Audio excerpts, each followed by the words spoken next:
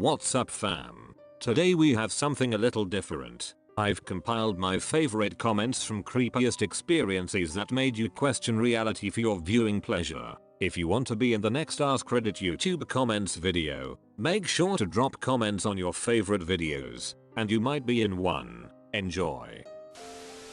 I was sleeping with my girlfriend at night on our vacation. We were in a hotel and she is very scared of the dark. I woke up hearing my girlfriend saying, "Help me please." I slowly tried to get myself alert as sitting straight up for me at the time was a terrible idea. She starts screaming and I fling the room service phone at the shadow and reached for the lamp and smacked the frick out of whoever was in there. I turn on the light and see a guy on the ground and my girlfriend sobbing and crying on the bed. Police were called and the rest aren't that interesting. I could have been killed or my girlfriend would have, but the worst part was I had to pay for the phone I threw. This happened to me a few years ago. I had a pretty close friend of mine pass away in high school and it really rocked our whole school a lot. I had a hard time dealing with his death for a variety of reasons but never really told anyone for whatever reason. Anyways, fast forward like a year or so after he passed, I had a really weird dream. He was there and we hugged and it was really surreal how much he acted like himself. I remember thinking this was weird because people always seemed off in my dreams. I kept asking him to let me go with him because I was extremely depressed and I thought maybe being wherever he was would solve my problems. He kept saying no, that it wasn't my time yet. He also kept insisting that the only reason he could be talking to me at that moment was because today was special for him, and that he only gets a few of these chances. I didn't understand what he meant at all. When I had to eventually leave him, I gradually woke up from my dream. I woke really happy and decided to look at his old Instagram photos and such. Come to find tons of people commenting on a photo he posted before he died, RIP, and happy birthday. It was his birthday and I didn't even realize it. Then I remembered the dream, and I have been torn on whether or not my subconscious remembered his birthday and made it all up in my dreams or if he somehow was able to talk his loved ones from wherever he was as a gift for his birthday. It still leaves me feeling all sorts of emotions, but it did eventually help me open up to others about me not dealing with his death properly. It is the only thing that has me believing in some kind of afterlife.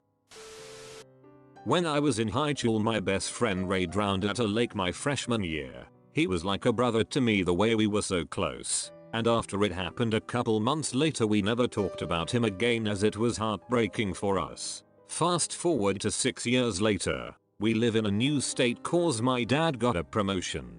Anyway, my little brother went with my dad to the lake to fish and swim in a shallow part. After coming back from the trip, he tells me how the trip went and that he met a friend there and that he was really nice and cool. I asked him, "Oh, sounded like you had fun. Who else did you play with over there?" My dad interrupting saying that there was nobody there, surprisingly, especially for how nice the weather was. My little brother getting visibly frustrated and pouting. "Yes, there was. I made a friend there. We were playing, me and my father laughing together cause he had a overly huge imagination." My little brother then said, still pouting, "His name is Roy." Me and my dad just went dead silent in an instant, thinking there's no way he could be misinterpreting the name Roy as Ray, my best friend who had drowned at a lake. Also no way he could have ever known that. My parents have never told him anything about what happened. Me and my father quickly turned to look at my little brother in shock, then at each other. That entire day I remembering staring at my ceiling in my room for hours upon hours in shock.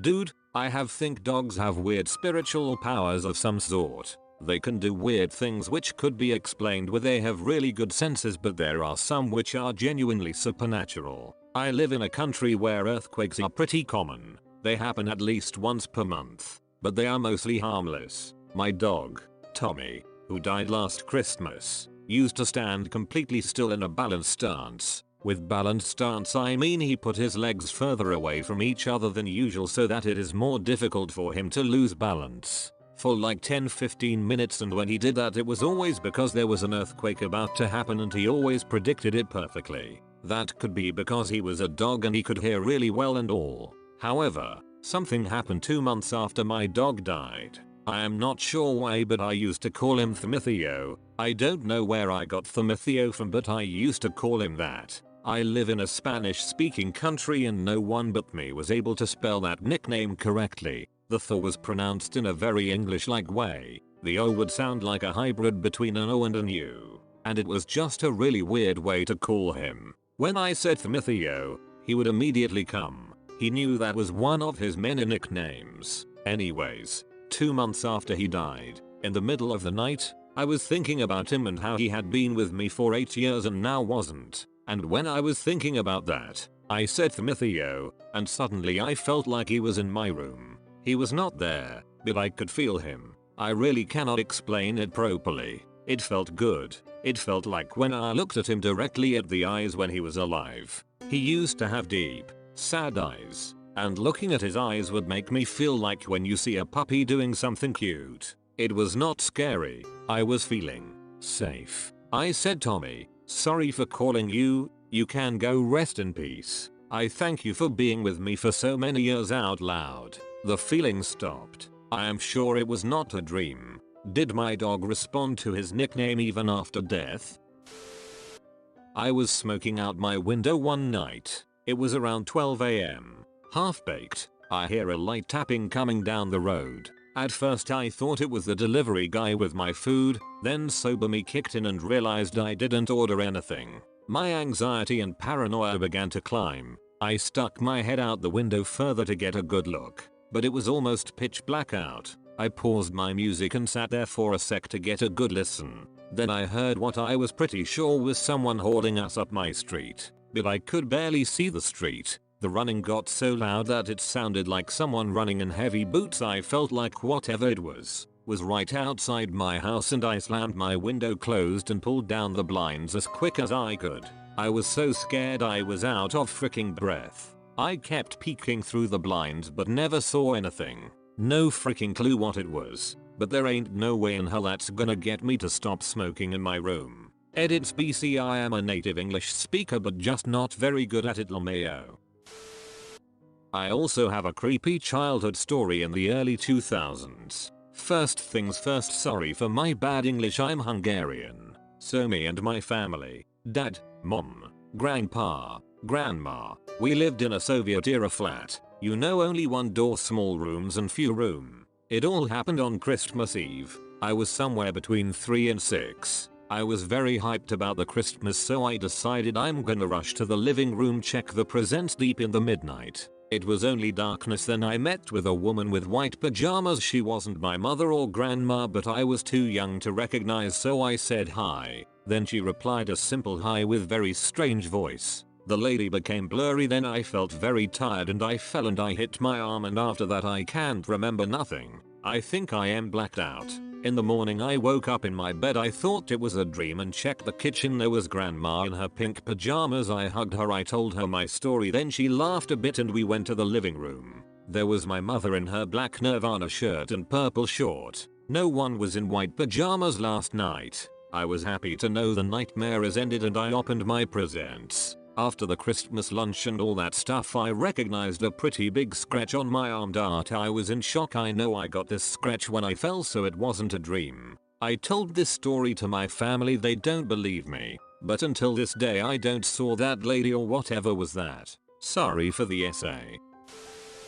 Many years ago, me and my mother claimed to see and hear a little ghost girl that lived in our house that went by the name of Shelly. I never knew a Shelly before and neither did my mom. We had moved into that rented half duplex and have lived there since 2002, and we currently are living there. We had an elderly couple living in the other half of the duplex which have lived there for a very long time, way before I was born. Me and my mother told the elderly couple about Shelly and they confirmed that a long time ago a young couple lived in our half of the duplex that had a daughter named Shelly who died from pneumonia. After finding this out, we have reported no longer seeing or hearing from any ghost girl that goes by that name. But one thing is for certain, it definitely creeped me out.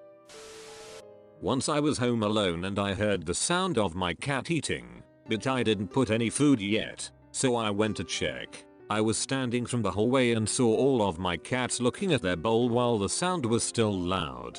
The bowl was hidden behind a cupboard so I can't see it from where I stood. I approached them, and when I'm finally next to my cats, I froze in my place because none of them were eating and the bowl was empty, yet the sound of chewing coming from the bowl was still loud and clear. All of us stood frozen watching the bowl. I decided to come closer and it stopped once I've circled around it. Maybe one of my dead cat was eating. Sorry for bothering whichever you are. Thanks for watching. I hope you enjoyed this new type of video. Just a little way to show some love to you awesome people. Make sure to like and comment for the YouTube algorithm. And subscribe for more dope content. Check out these other videos below. I'll see you next time.